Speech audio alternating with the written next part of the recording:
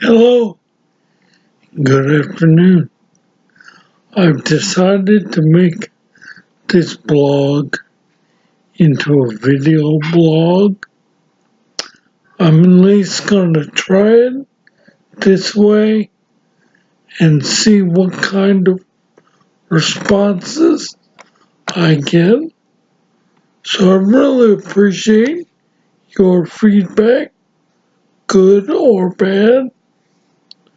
For those who are visiting my blog for the first time, this is a portion of my experiences following a severe brain injury as the result of a car wreck 21 years ago.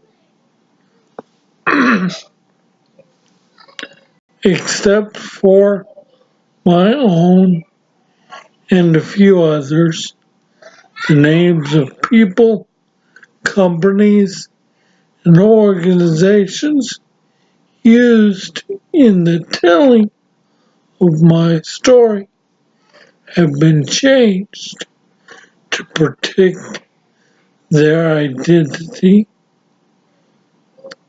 As I stated at the end of my last blog, after my stay in the hospital and my time in rehab, I moved back in with my parents.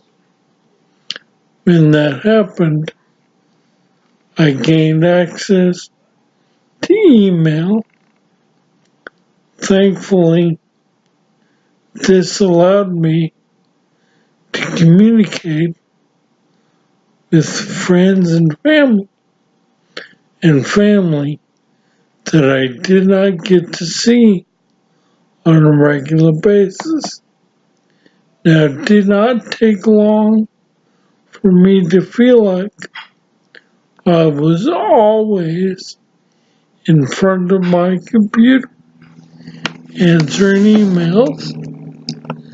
This can be fairly common following a brain injury, and you can easily feel like a news reporter because you're constantly answering questions like, how are you doing? What's the biggest change you've noticed? What's new in your recovery?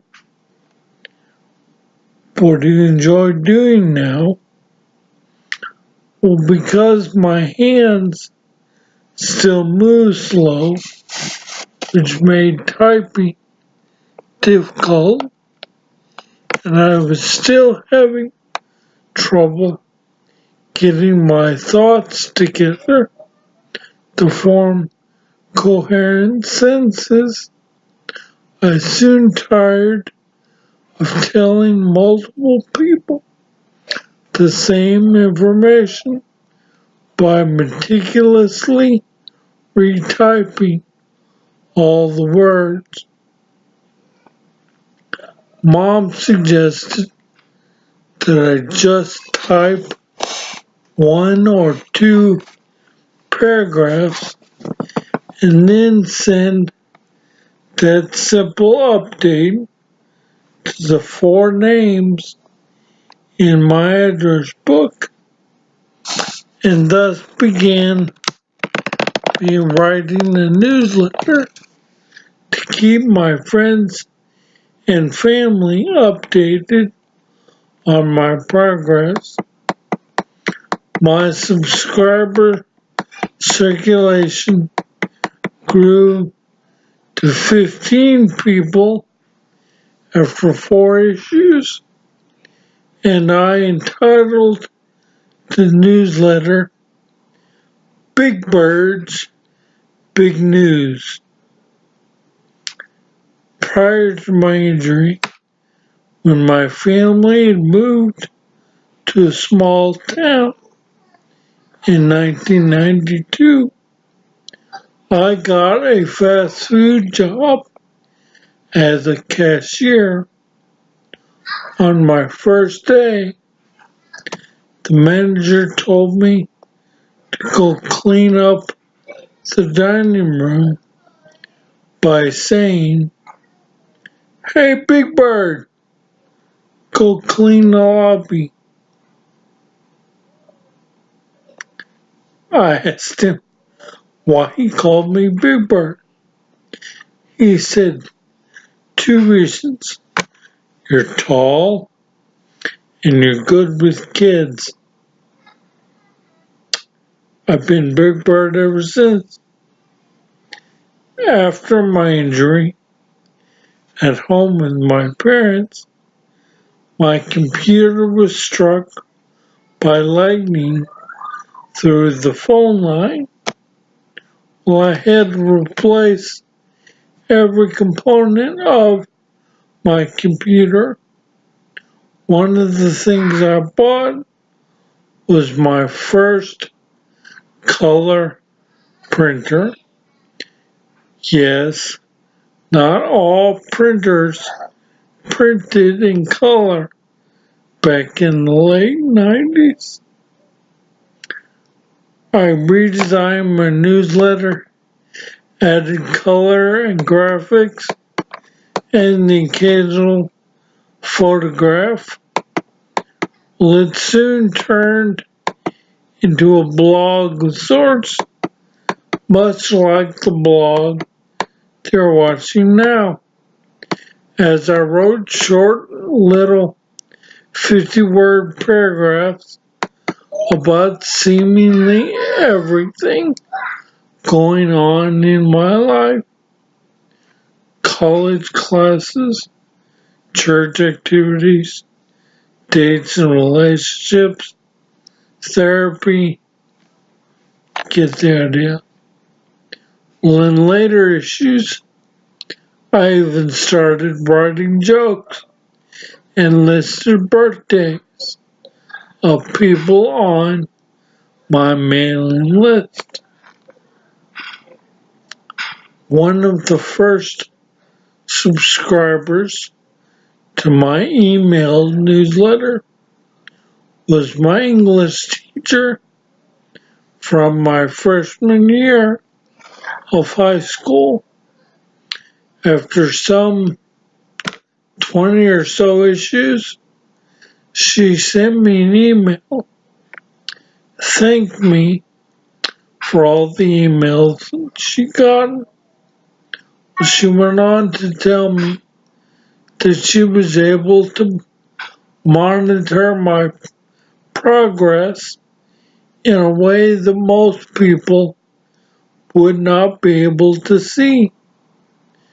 Because she was an English teacher, she could watch my mental and cognitive recovery by the style, grammar, and sentence structure of my writing.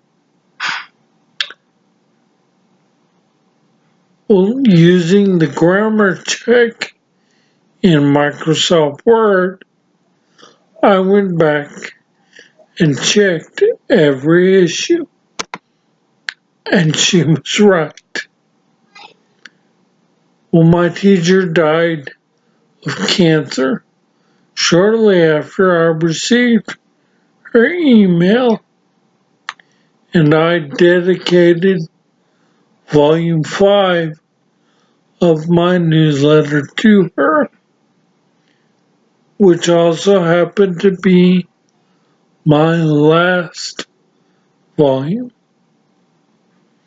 After distributing 39 separate issues to nearly 250 people, some by internet and email, some by printed copy, I ended my newsletter because I got a new job and I didn't want to accidentally write about something that I was supposed to keep private.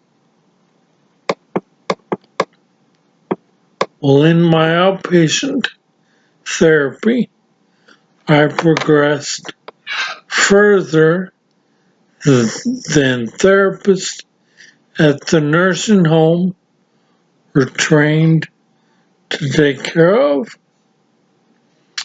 So, after 11 months of outpatient therapy, they told me that I had improved as far as they could take me. Whatever progress I made in recovery from that point on, if any, was up to me. This would not be the only time a therapist or doctor would say those exact words to me. I want to thank you for taking time to view my blog today. As I said at the beginning, I'd really appreciate your feedback, good or bad. So, shoot me an email by clicking the Contact Me tab at the top of the home page. Be sure to leave me your email address so that I can respond to you directly. Have a good day and God bless.